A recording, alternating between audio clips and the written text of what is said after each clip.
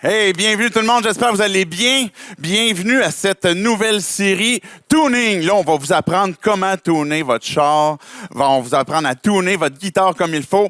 Et non, évidemment, vous avez compris comme quoi que c'est pas ma spécialité, mais on va parler de christianisme. Le christianisme 101, c'est quoi les vérités de base qui sont dans le christianisme que l'on croit depuis des centaines d'années, depuis que Jésus est venu. Qu'est-ce qui fait que on croit à certaines choses en tant que chrétien? Le but de cette série-là, dans le fond, c'est qu'on puisse voir certains sujets, des sujets clés en ce qui concerne le christianisme et que si vous êtes, par exemple, à la recherche, mais en fait, ma toute première intention, quand j'ai pensé à cette série Tuning, c'était d'apporter un peu comme, j'ai pas trouvé de bon équivalent en français, là, peut-être vous pouvez me donner des suggestions, là, c'était un explainer, là, comme, c'était pas un guide ou c'était pas je voulais pas comme un how-to, là, comment faire les choses, mais plutôt d'expliquer les fondements, disons, du christianisme de façon simple pour n'importe qui chercherait à moi, je veux comprendre pourquoi est-ce que mon ami est devenu chrétien. C'est quoi qui s'est passé dans sa vie? Puis ça veut dire quoi maintenant? Il croit quoi? J'aimerais ça comprendre c'est quoi son affaire. Peut-être que tu es à la recherche aussi de découvrir c'est qui Jésus, c'est quoi le christianisme. Au-delà de ce qu'on a dans notre culture québécoise, d'un jargon ou bien de certains lieux géographiques qui sont tous des saints, là. Fait que c'est quoi finalement le christianisme? Fait que ça fait peut-être partie des questions que vous avez et puis que vous dites, moi, j'aimerais ça avoir comme une explication simple de ces éléments-là de base. Et aussi, peut-être que vous faites partie de gens qui se disent chrétiens, vous pratiquez votre foi. Pour vous, c'est la lecture de la Bible et l'adoration de Jésus fait partie de vos habitudes puis de votre aspiration de ce que vous voulez faire.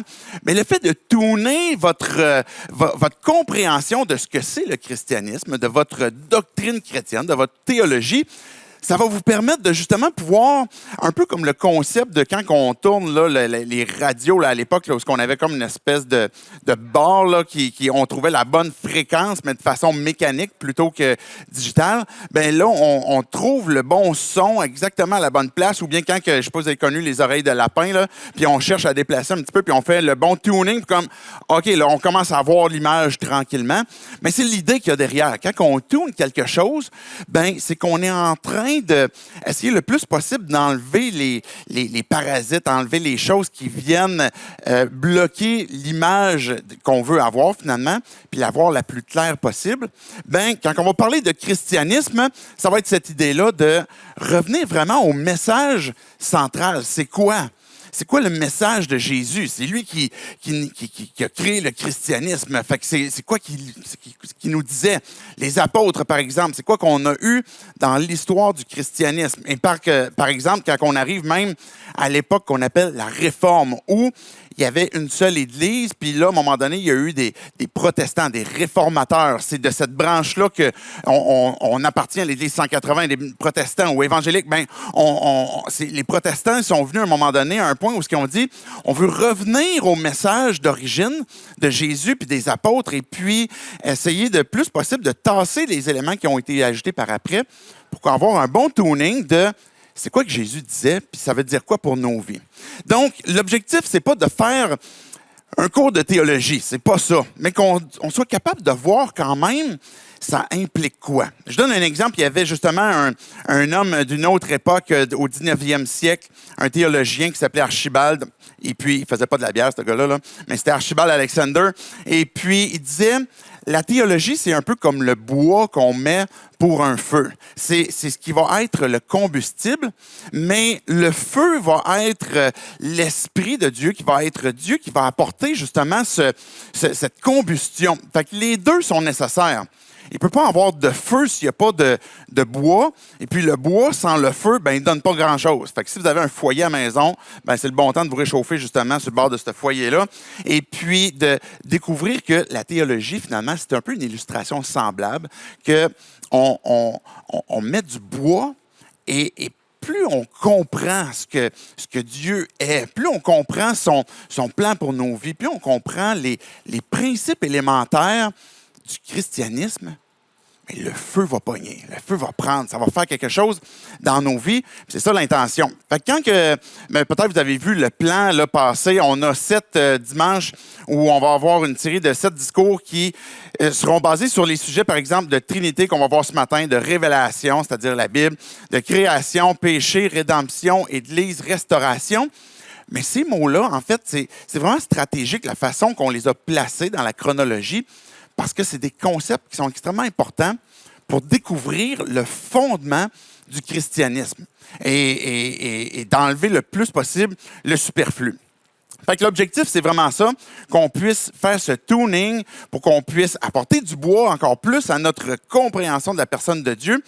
Et ce que ça va produire, ça va nous permettre que si vous êtes à la recherche de Dieu, à la recherche de comprendre pourquoi votre ami est devenu un chrétien, c'était quoi ça passe, ça va vous aider à comprendre qu'est-ce qu'il va croire, sur quoi il s'appuie. Est-ce que c'est basé sur une prédication d'un preacher quelque part, c'est comme il est embarqué d'une secte, ou est-ce que c'est fondé réellement sur les enseignements de Jésus, sur les évangiles?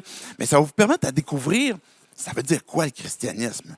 Puis il y a peut-être eu des époques dans le christianisme que tu te dis, pour moi, j'ai de la misère à croire que Jésus est venu parce qu'on voit dans l'histoire, avec des croisades, par exemple, que le christianisme a fait bien des dégâts. Bien, peut-être ça va nous permettre de faire le ménage à, il y a certains événements qui ont peut-être été faits au nom du christianisme et qu'on réalise que ce n'était pas du tout l'intention de Jésus, puis il ne serait jamais associé avec ça. Mais ça va permettre aussi de fortifier l'Église. De fortifier, oui, l'Église 180, mais ça permet de fortifier l'Église en général parce que ça nous permet de départager des fois ce qui est de la conviction, ce qui est de la tradition, puis ce qui est de l'enseignement de fond qui nous a été donné. Et des fois, il faut prendre le temps de OK, pourquoi je crois ça? C'est juste parce que j'ai envie de croire ça, j'ai des valeurs à l'intérieur de moi qui me donnent envie de croire cette chose-là? Ou est-ce que c'est une tradition qu'on ne se souvient même pas quand est-ce qu'elle a commencé, puis on a toujours fait la chose d'une façon, puis c'est pour ça qu'on croit ça? Ou à quelque part, est-ce qu'il y a un enseignement qui était plus profond? Ça fortifie l'Église que de revenir au fondement. Ça permet de départager des concepts comme ce qu'on voit dans la Bible, comme la loi, la grâce. Ça nous permet d'avoir une meilleure compréhension de ce que c'est la bonne nouvelle, puis de comment le mettre en pratique aussi. Les 2 premiers chants, tantôt, je les écoutais. Puis quand on regarde les paroles, par exemple, d'une chanson, d'un hymne, d'un chant de louange, il y a de la théologie à l'intérieur de ça. Il y a des éléments qui concernent des vérités bibliques et que quand on les comprend, tout d'un coup, notre feu commence à grandir, commence à s'animer.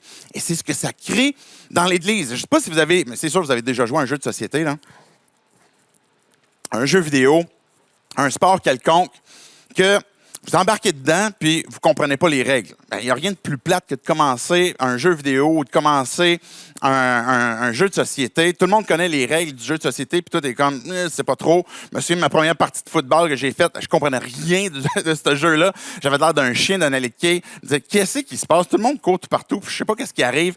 Fait que, c'est difficile de pouvoir adhérer, de pouvoir comprendre, de pouvoir apprécier quand on ne sait pas ce qui est en train de se passer. Fait que le fait de tuner va nous donner cette appréciation-là. Ça va fortifier l'Église, ça va fortifier notre foi aussi.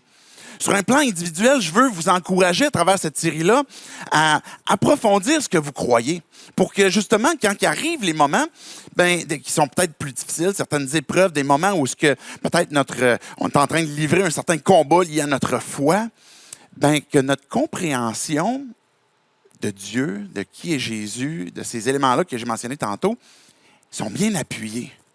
Parce que quand nos racines sont bien profondes, quand on est bien appuyé sur le roc, à ce moment-là, ça ne veut pas dire qu'on ne souffre pas quand il arrive des difficultés, qu'il arrive des épreuves, mais ça permet d'avoir une foi qui est fortifiée. Puis ça fait partie du plan de Dieu.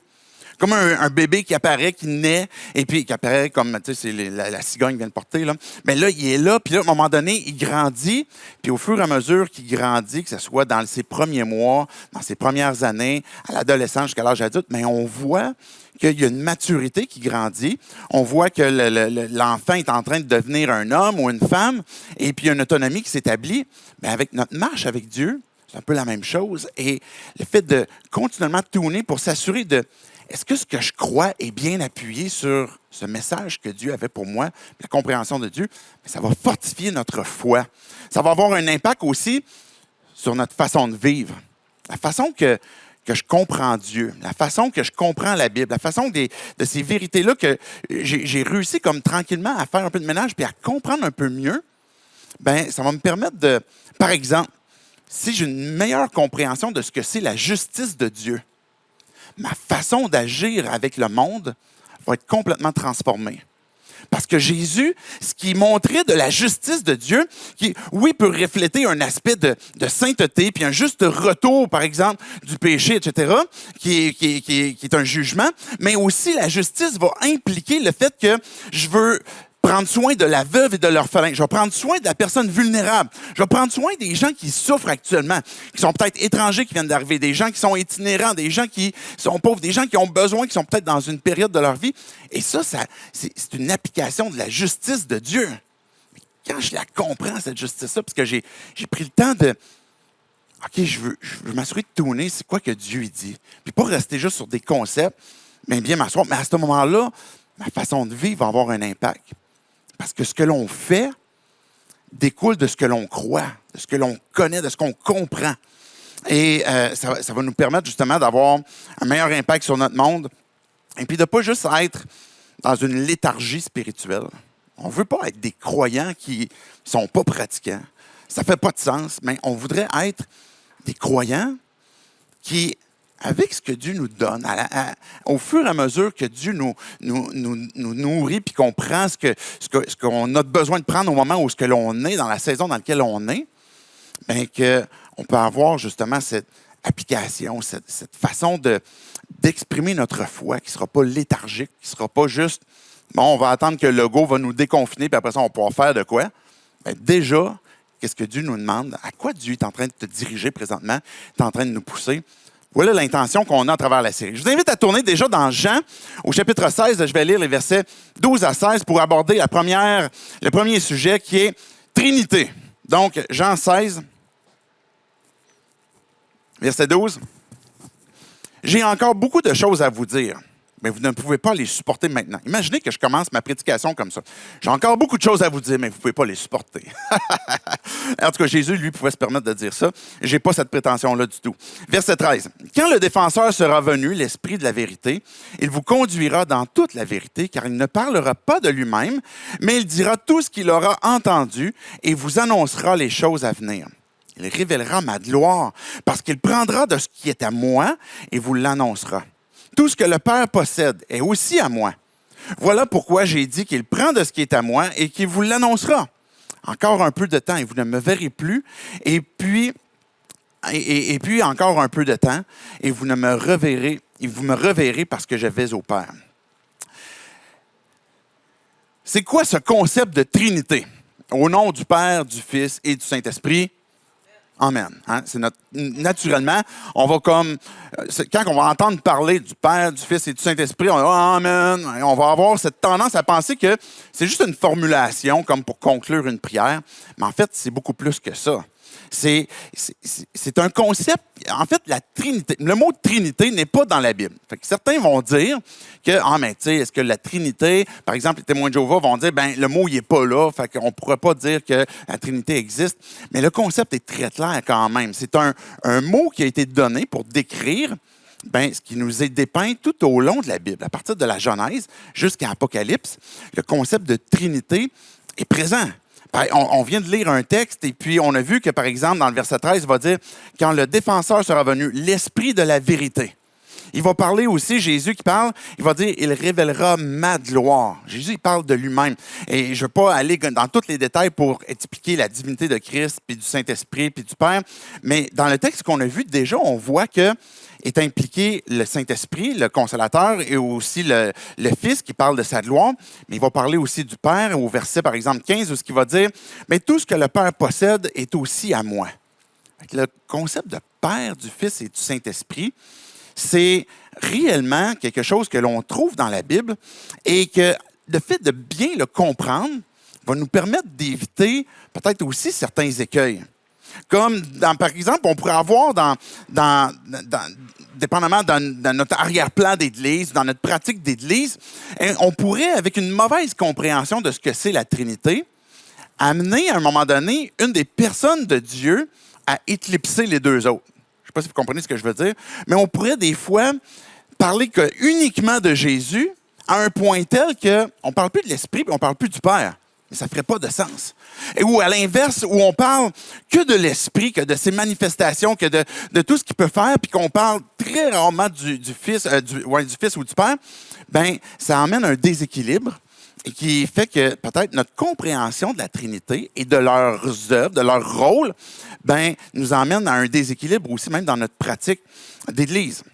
Ça nous évite, avec cette bonne compréhension-là, de tomber dans un déséquilibre ou de limiter finalement même aussi un concept, comme je disais tantôt, le mot Trinité n'est pas là, donc ben, on n'y donne pas trop d'attention, de limiter ce que l'on comprend, ce que l'on connaît, de par uniquement des mots, et puis sans aller plus loin dans la compréhension.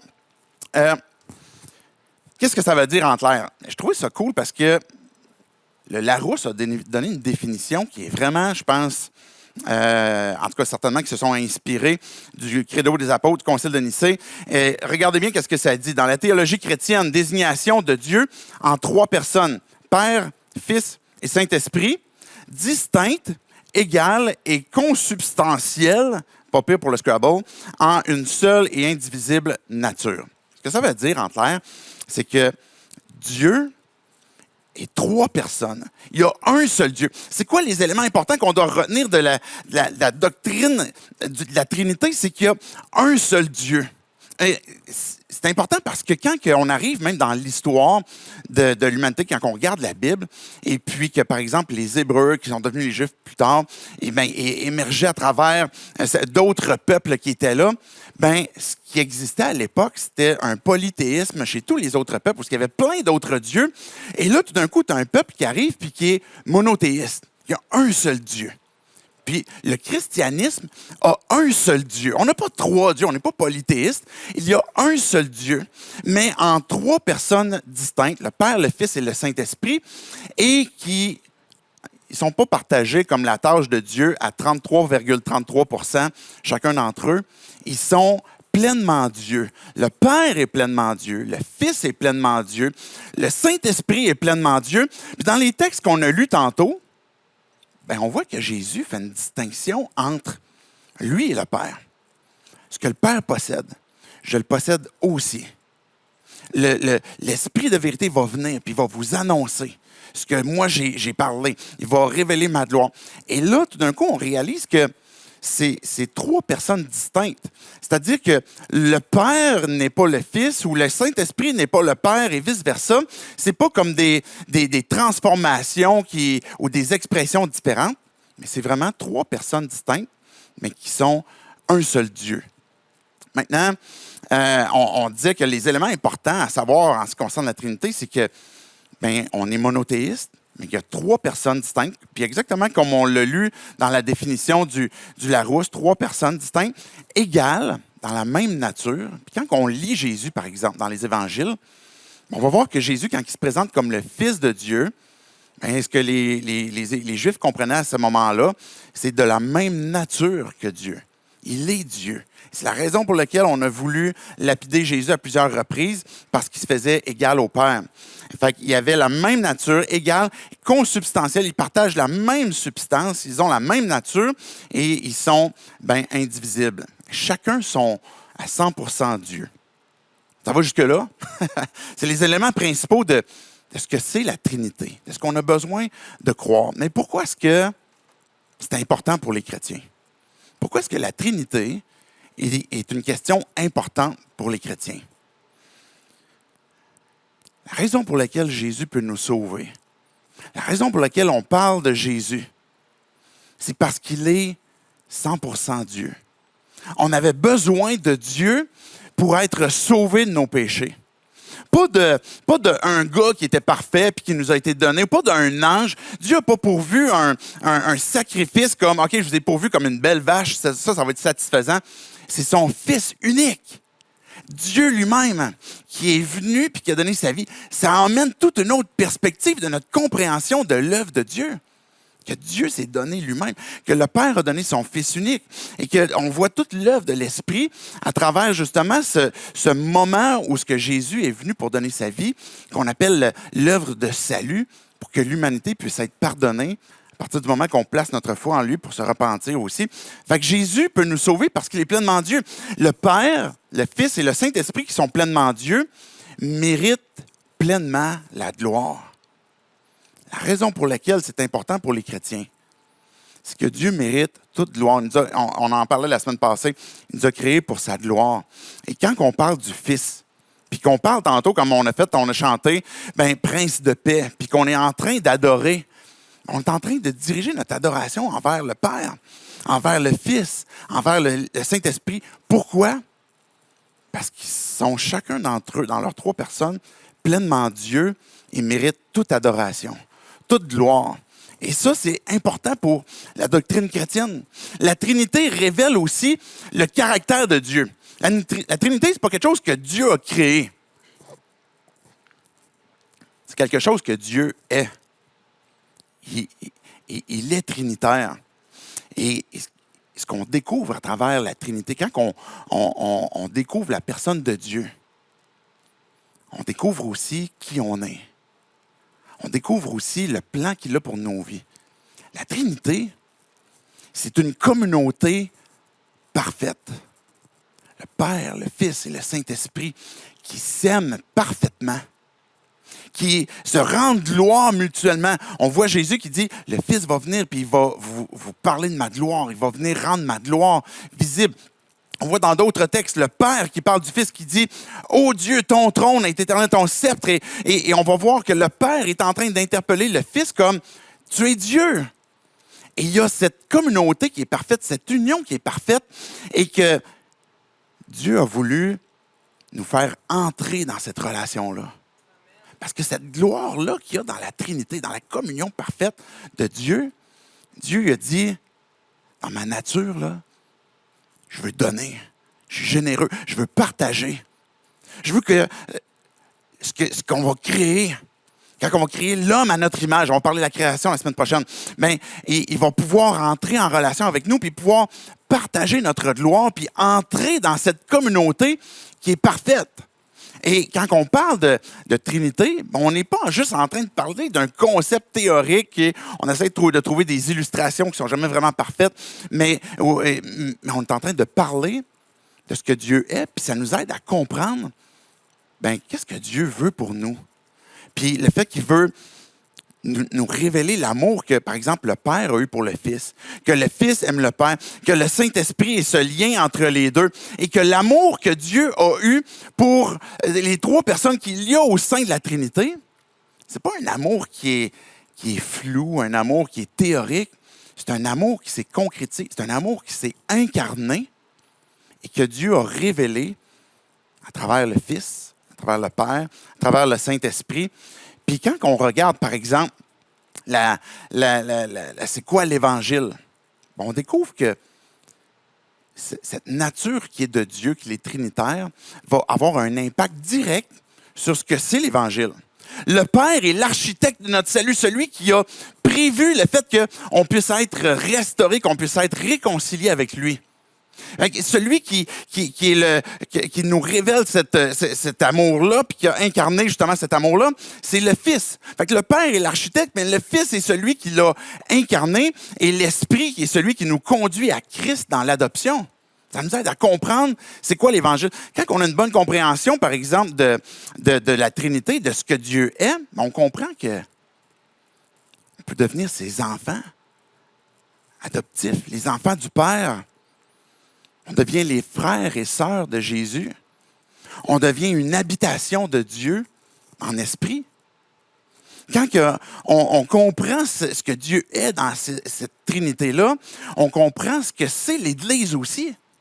Parce que l'Église nous révèle que, oui, on est les enfants du Père, mais il a pourvu pour nous qu'on soit prêtres, qu'on soit et chacun d'entre nous des prêtres, là, pas juste comme le pasteur ou quelqu'un qui porte comme un collet romain quelque part, mais qu'on est vraiment, à partir du moment qu'on est réconcilié avec Dieu, parce qu'on a demandé pardon, parce qu'on a compris qu'on avait besoin d'un sauveur, on devient prêtre, sacrificateur de notre propre vie, au sens spirituel, évidemment, on est sacrifice vivant, et que là, on est sacrificateur pour le Père, dans l'Église, on est le corps de Christ, on est le temple du Saint-Esprit. Ça nous aide à comprendre c'est quoi l'Église. Et quand on parle de Trinité, ça nous aide à comprendre aussi même l'œuvre de l'adversaire. Parce que Satan, puis on en a déjà parlé quand on a parlé d'Apocalypse, est celui qui essaye d'imiter Dieu. Parce qu'il voit que ce que Dieu fait, ça fonctionne. Ce que Dieu fait, c'est parfait. Puis ce que Satan essaye de faire, c'est je vais essayer de prendre son rôle, je vais m'inspirer de ce qu'il fait, je vais l'imiter. Puis on voit dans l'Apocalypse, par exemple, comment est-ce que ce concept où même Satan a son antichrist, qui va être là, l'antichrist qui est un peu comme la figure, l'antagoniste de ce que Jésus est, puis le faux prophète qui est un peu l'antagoniste de ce que le Saint-Esprit est, qui vient parler, mais qui nous emmène dans toutes sortes de tromperies, puis Satan qui est un peu comme justement cet antagoniste du Père. Fait qu'on voit même comment est-ce que l'ennemi de Dieu et notre ennemi, quand on a placé notre foi en Dieu, cherche à imiter ce que Dieu fait, puis à essayer de créer même une pseudo-communauté dans la Trinité, dans ce qu'il conçoit comme étant la Trinité. Mais qu'est-ce que ça change dans nos vies aujourd'hui? Si on est en train de tourner sur « OK, je veux comprendre un peu plus, je veux tourner ce concept de ce que je comprends de la Trinité », qu'est-ce que ça va changer dans nos vies? Mais je veux conclure en relisant rapidement le texte qu'on a lu tantôt et puis relever certains éléments que l'on voit dans ce texte-là. Là, le Ben, emportez-vous pas trop vite. Là, il me reste encore 7 minutes et 15 secondes. OK. J'ai encore beaucoup de choses à vous dire, mais vous ne pouvez pas encore les supporter maintenant. Quand le défenseur sera venu, l'Esprit de vérité, il vous conduira dans toute la vérité, car il ne parlera pas de lui-même. Ce que le Fils est en train de faire, ce qu'il nous dit, c'est qu'il y a des choses au moment où Jésus est en train de parler avec ses disciples qui vont être révélées plus tard, puis vous ne pouvez pas tout de suite les supporter parce que vous avez des choses à vivre, puis plus tard, je vais vous parler. Mais Jésus, il parle. Et ça, c'est vrai encore aujourd'hui. Jésus te parle. Jésus nous parle à notre esprit. Puis il y a des choses qu'il va nous révéler en son temps. Il y a des choses qu'il va nous adresser en son temps. Il y a des choses qu'on va prendre une bouchée à la fois et puis il va nous parler dans le bon moment, quand on sera prêt à supporter le reste aussi.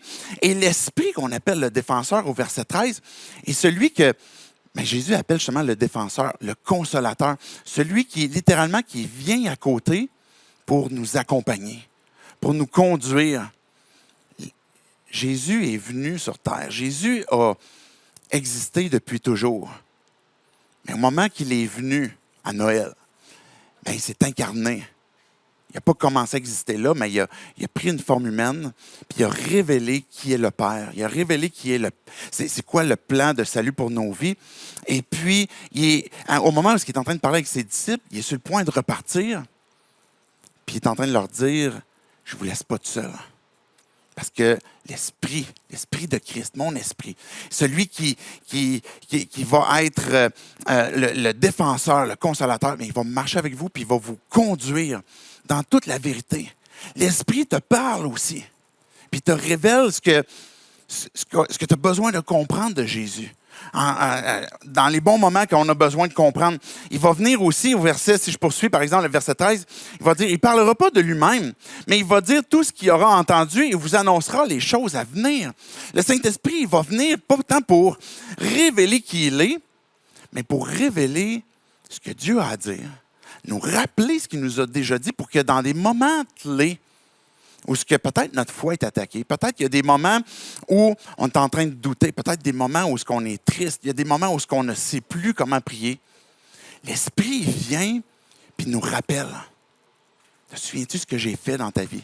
Te souviens-tu ce que je t'ai montré dans des textes que tu as déjà lus? Et puis, c'est ce que l'Esprit va faire. Il va nous rappeler ces choses-là. Il est le défenseur, l'Esprit de vérité, celui qui conduit puis celui qui va nous annoncer même les choses à venir. Que le texte nous dit. parlais tantôt de ce que Dieu est. Dieu est une communauté. Dieu nous invite à être restaurés dans cette communauté-là. Puis à être rétablis dans ce pourquoi il nous a créés. Pour qu'on puisse être en communion avec lui. Puis Dieu nous dit, je vous en supplie, soyez réconciliés avec Dieu. Dieu a tout pourvu pour qu'on puisse être réconciliés avec Dieu puis être réintégrés dans cette communauté-là. Un mal que l'on vit aujourd'hui, particulièrement, puis je suis convaincu que ça a été de toute époque, mais qu'on est capable de ressentir particulièrement aujourd'hui, c'est la solitude. C'est une intimité qui est brisée. Des relations qui sont difficiles à rétablir. Et le fait que Dieu est une communauté qui est parfaitement unie. Ce que Dieu est dans sa Trinité, c'est qu'on voit dans cet exemple, dans ce modèle qu'il nous laisse, comme quoi que c'est le meilleur travail d'équipe qu'on peut voir. Et que ce travail d'équipe-là a tout été fait pour qu'on puisse être réconcilié, qu'on puisse être rétabli, puis qu'on puisse retrouver une intimité. C'est pourquoi Dieu nous a créés, pour qu'on puisse être intime avec lui. Mais qu'on a besoin d'être pardonné. On a besoin de se repentir et de dire, Dieu, je réalise que je suis séparé de toi à cause du mal que je fais, à cause du péché. Puis j'ai besoin de toi, Dieu. Je veux devenir ton enfant, Père. Je veux, Jésus, que tu deviennes mon maître. Esprit Saint, je veux que tu puisses me conduire et me rappeler à chaque instant ce que j'ai besoin de savoir. Nous rétablir dans ce pourquoi on a été créé, puis d'être rétablis dans cette intimité-là. Que par la grâce de Dieu, on puisse redécouvrir cette restauration qu'on peut avoir avec lui, mais aussi de pouvoir être restauré même dans nos autres relations. Parce que Dieu nous a créés à son image pour qu'on puisse goûter et vivre cette unité-là. On a besoin de comprendre ce que Dieu est pour savoir qui nous sommes. On a besoin de saisir par la foi ce qu'il nous offre, qui est d'être rétabli, d'être réconcilié avec lui. Puis aussi, on a besoin d'humilité pour se tourner vers lui et dire, j'ai besoin d'aide, Dieu. J'ai besoin pour que tu puisses rétablir ce que tu as créé, ce que tu voulais restaurer, ce que tu voulais me donner comme intimité, tant avec toi que aussi dans mes autres relations. Mais que tu puisses me donner ta grâce pour intervenir dans ma vie. Et puis qu'on puisse exprimer cette unité-là aussi. On est à un point où on a particulièrement besoin de se souvenir que Dieu nous appelle à l'unité. Et pas à se diviser sur toutes sortes de futilités, toutes sortes de sujets secondaires. Se souvenir que un des éléments du christianisme 101, c'est d'être unis à Christ, d'être unis à Dieu, parce qu'on partage cette même essence de ce pourquoi Dieu nous a créés. Et puis que dans l'Église, on puisse vivre aussi ce travail d'équipe, de comment est-ce que Dieu veut nous utiliser. Puis que notre focus, notre unité, soit Dieu, soit son royaume. J'aimerais terminer en priant pour que Dieu puisse venir nous parler à chacun d'entre nous, qu'on soit, peut-être qu'on ne s'identifie pas comme chrétien ou qu'on s'identifie comme chrétien, que Dieu puisse nous amener à comprendre c'est qui il est puis qu'est-ce qu'il veut pour nos vies. Dieu, je veux te dire merci pour ce texte qu'on a pu voir de Jean ce matin, où ce que Jésus nous parle de toi, Père. Jésus, tu nous parles de l'Esprit aussi. Esprit Saint, tu nous révèles la gloire de Dieu, tu nous annonces qu'est-ce qu'on a besoin de comprendre. Dieu, tu es le Dieu parfait.